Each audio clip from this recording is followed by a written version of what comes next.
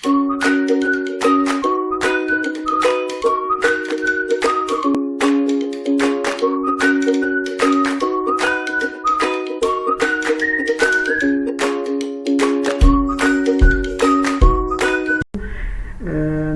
لكم الصحة والهنا مشتركيني وغير مشتركيني.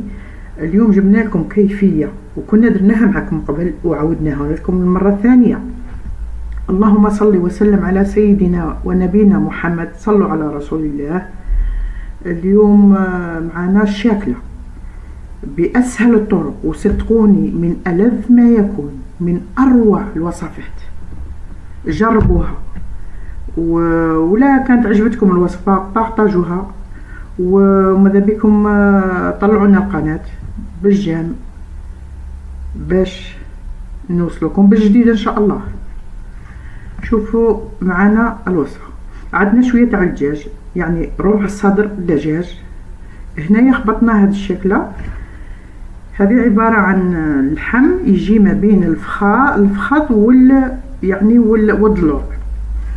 تخبطوه كيما هكذا باش الأنسجة تتفتت بالمطرقة خاصة باللحم، وتخبطوها مليح. ومن جهة ثانية تكونوا موجدين المقادير اللي راهم معانا في الشاشة. هكذا تخبطوها بيان،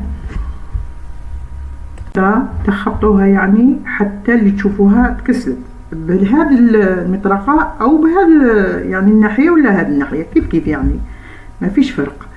ومن بعد من جهة تانية تكونوا موجدين التتبيلة، وتكونوا سالقين قيمة كاس تاع روز. ها هو مسلوق في شوية تاع ماء وملح عادي ومعلقة نتاع الزيت. تخلطوه معاهم. تقدروا تستغنوا على الروز يعني وديروا الفيونداشي فقط. انا بغيت نديرها لكم هكذا باش ما يبقاش فيها ليدام بزاف، يعني تجي بنينه وتجي زكيه، يعني تنحي لك حيره مع كاش ضيف هكذا يكون عندك. ولا ديري شويه ثوم هكذا، ديري شويه زيتون يكون مسلوق تقصيه يعني صغير، وديري الكركم، وديري فلفل الكحل والملح وشويه من البابريكا والسكينجبير، وديري ثاني صوص باربيكيو يعني تعطيك ذوق، تقدري تستغني عليها. وديري حبه جامبو، او اللي يبغي الملح يدير الملح فقط، يكتفي بالملح، يعني ماشي يعني يليق في الوصفه، لا كيما تحبي انتيا. هاو شويه تاع سكينجبير، شويه مستردة، شويه هريسه. اللي يبغي الحار يكثر الحار، اللي ما يبغيش يدير غير شويه برك للبنه فقط. وتخلطوا كل شيء مع بعض حتى يتجانس الخليط.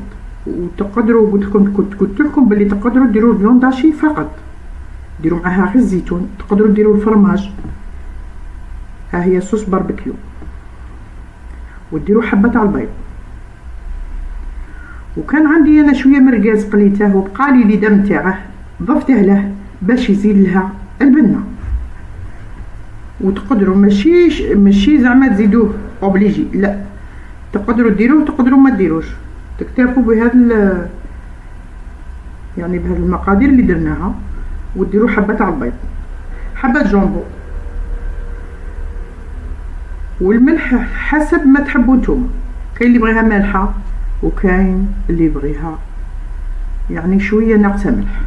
ها هو الليدام اللي كنا درناه، قلينا المرقاز وبقى لنا هذاك الليدام باش يعطيه البنه للروز. وتخلطوا كلشي مع بعض. هنايا الصوص هذه اللي نديروها في الشاكله، اللي نمارينو بها الشاكله. درنا فلفل الكحل، درنا هذاك الليدام تاع المرقاز، درنا الثوم، الملح، المستردة، الهريسه، صوص باربيكيو، كل ديرهم هنايا. وتزيدي شويه من الملح وحبه جامبو، يعني هنايا تقدري ديريها. وتخلطي كلشي مع بعض وتشربيها. ماذا بيك لو كان تشربيها بليله كامله او ساعه وساعتين باش تشرب لك هذيك اللحمه مليح التتبيله، وتجيك من اروع ما يكون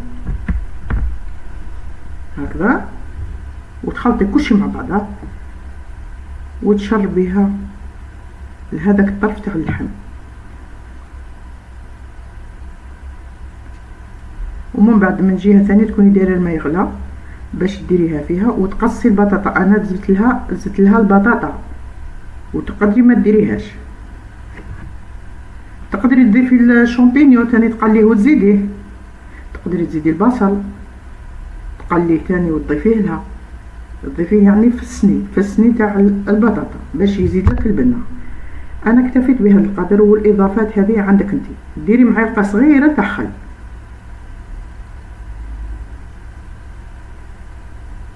هكذا، وتخلطي كلشي مع بعضه، وتكون الكوشه تسخن.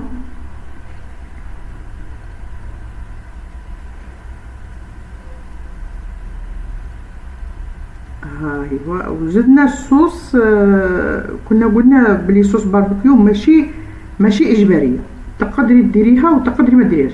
زدنا 2 معالق زيت، وديري هاد التتبيله يعني تاع الدجاج او نتاع اللحم، وتخلطي كلشي مع بعض وتشربيها التتبيله بيان باش تكون لك بنينه يعني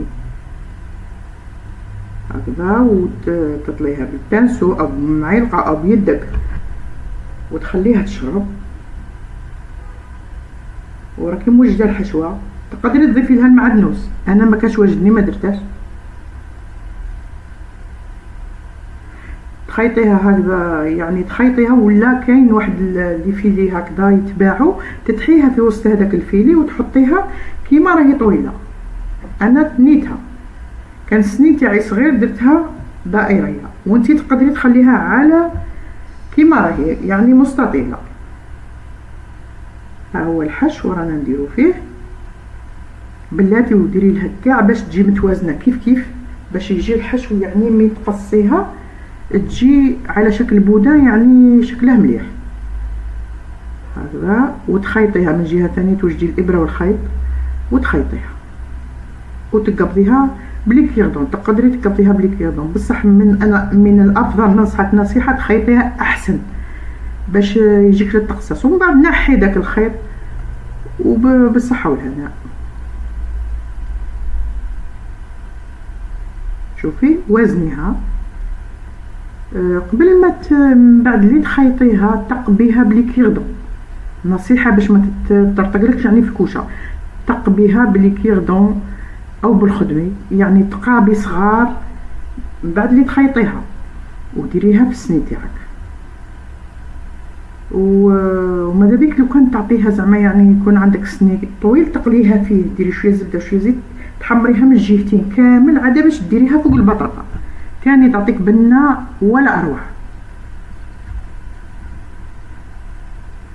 هكذا. وتلوي للطول، حاولي باش تسويها يعني يجي المستوى نتاعها كيف وخيطيها.